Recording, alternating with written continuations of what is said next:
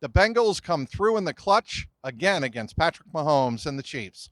Mike Petraglia inside Paycor Stadium, where the Bengals here on Sunday defeated the Chiefs 27-24.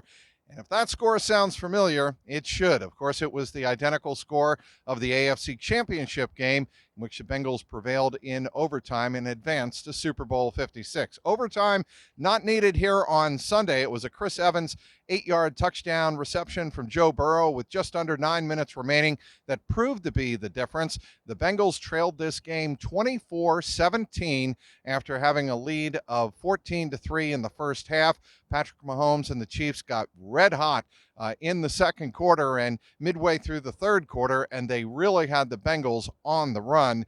A field goal two touchdowns in the third quarter really put the Chiefs in control of this game, and the Bengals needed a big play, and it was their defense, just like last year right before halftime, that came through with the big plays. Two of them, as a matter of fact. First of all, it was Jermaine Pratt forcing a fumble from Travis Kelce after a 20-yard reception over the middle. The fumble at midfield put the Bengals in prime position to go down the field and go ahead, and they couldn't punch it in for the touchdown. They could only settle for an Evan McPherson field goal that cut it to 24-20.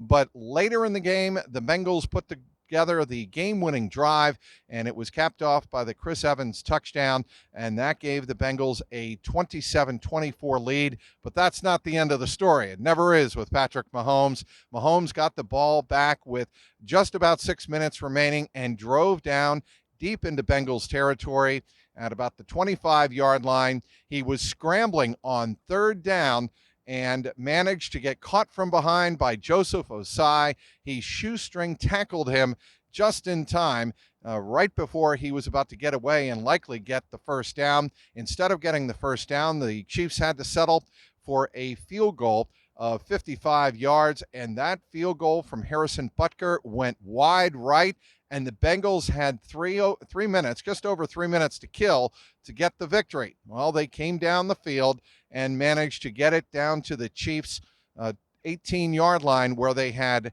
3rd and 11.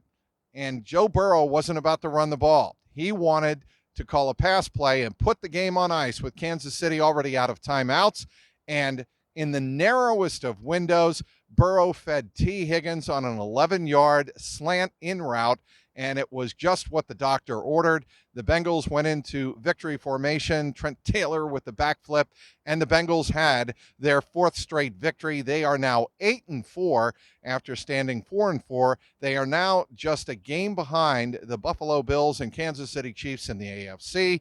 They remain tied with the Baltimore Ravens atop the AFC North at 8-4 after the Ravens came from behind and beat the Denver Broncos 10-9 on Sunday afternoon. But after the game, Joe Burrow and Zach Taylor said, this team embraces the big moment. No moment is ever too big for this team to address in the middle of a game, and there are certainly many of them in the second half for the Bengals to overcome. They also had to overcome the loss of Hayden Hurst. He was lost for most of the game, the last 3 quarters, as a matter of fact, due to a strained right calf. We'll get an update on Monday in terms of how serious that injury might be.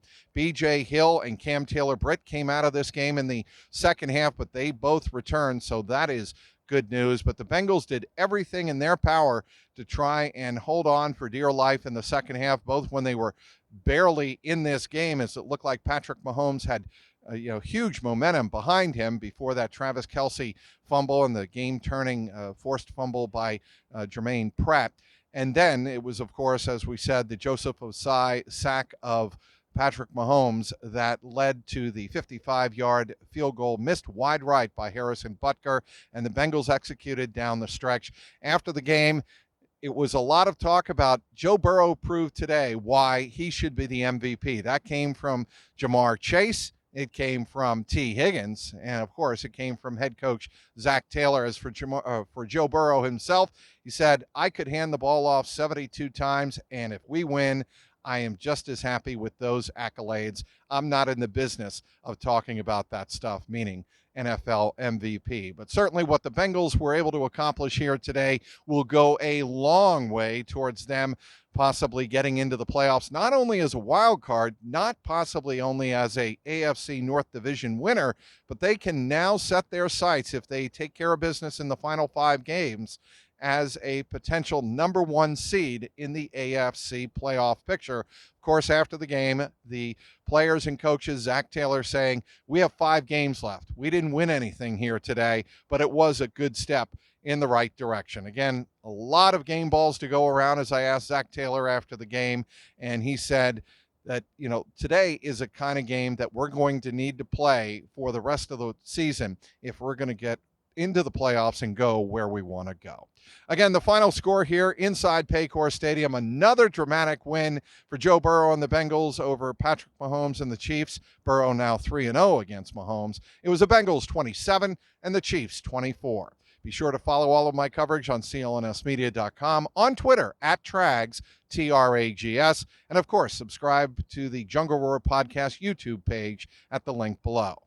Inside Paycor Stadium, Mike Petraglia, CLNS Media.